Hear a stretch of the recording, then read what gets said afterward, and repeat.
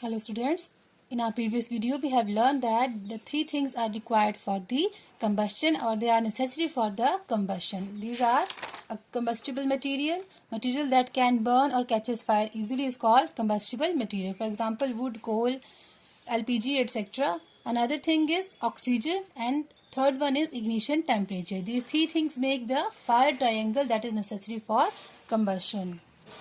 First of all, the combustible substance, as we have already discussed, a material that catches fire or burn easily is called combustible material, and it is the important requirement for the combustion. A fire cannot start without a combustible substance. Another thing is presence of air or oxygen. With the help of an activity, we have proved that air or oxygen is necessary for combustion. If we cut off the supply of oxygen, if we cut off the supply of oxygen, then the combustion will not take place. And whenever fuel combined with oxygen, it produces carbon dioxide and heat, and this process is called the oxidation. If we supply a limited amount of oxygen or air to a burning material, then the combustion of that material leads to the formation of a harmful and a poisonous gas that is called carbon monoxide. Now the third one is the attainment of the ignition temperature. We know that all the substances do not catch fire at the same temperature. Different substances need different temperature to catch fire. So the minimum temperature or the lowest temperature at which a substance catches fire and starts burning is called its ignition temperature, and it is also known as the kindling temperature. For example, sodium and phosphorus have a very low ignition temperature and they catch fire when they are exposed to air. They catch fire on their own. Now today we will perform an activity to show ignition temperature is essential for substance to burn. So to perform this activity, the things needed are paper cups, gas stoves or candles and some water. Now I have made two paper cups by folding the piece of folding a sheet of a paper, and now I am going to pour water in one cup. First of all, I am going to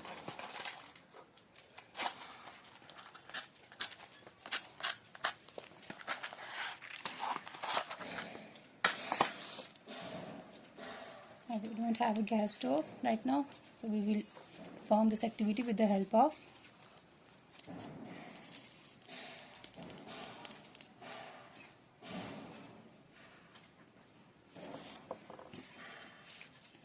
now you can see that this paper cup is empty, and if we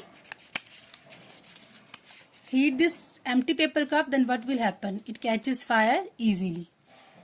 It starts burning. Whereas on the other hand, if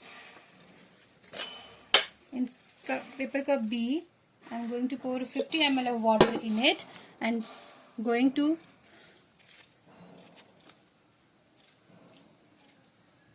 can see that the paper cup does not catch fire easily. The water in this cup becomes hot gradually. And if we continue heating this paper cup, we can even boil the water. We can even boil the water in the paper cup. You can see that the paper cup does not catches fire, and the water inside the paper cup, it gradually become hot. In this way, we can even boil the water inside the paper cup. It is possible. Now, how it is possible? You can see that. Now, we can conclude it that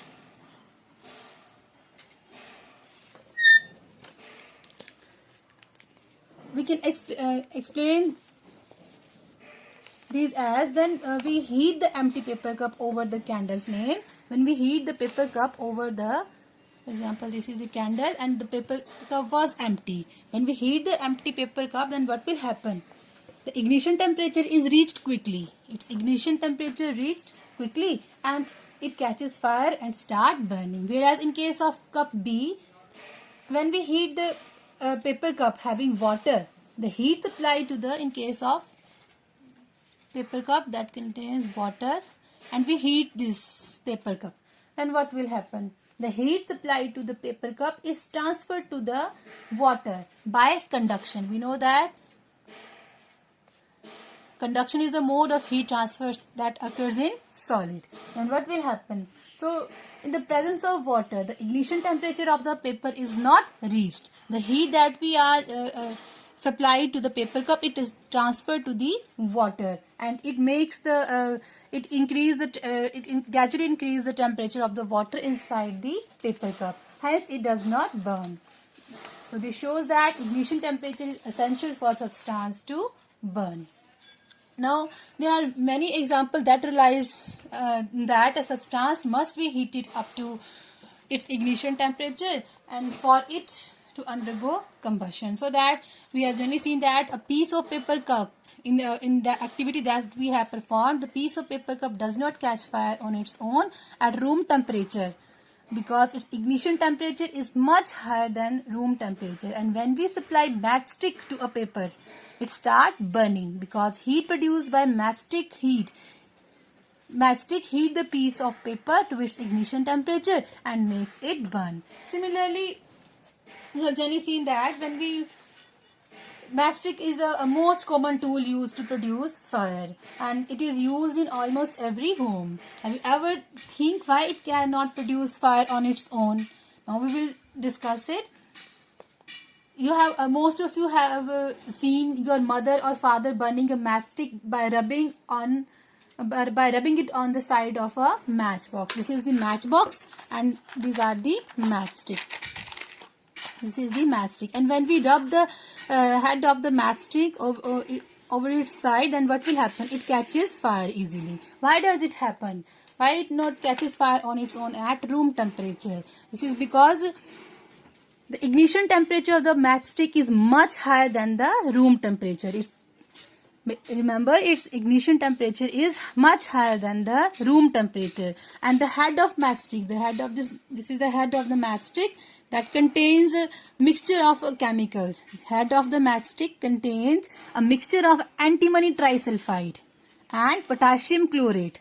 The brown coating over its head is the mixture of antimony trisulfide and potassium chlorate.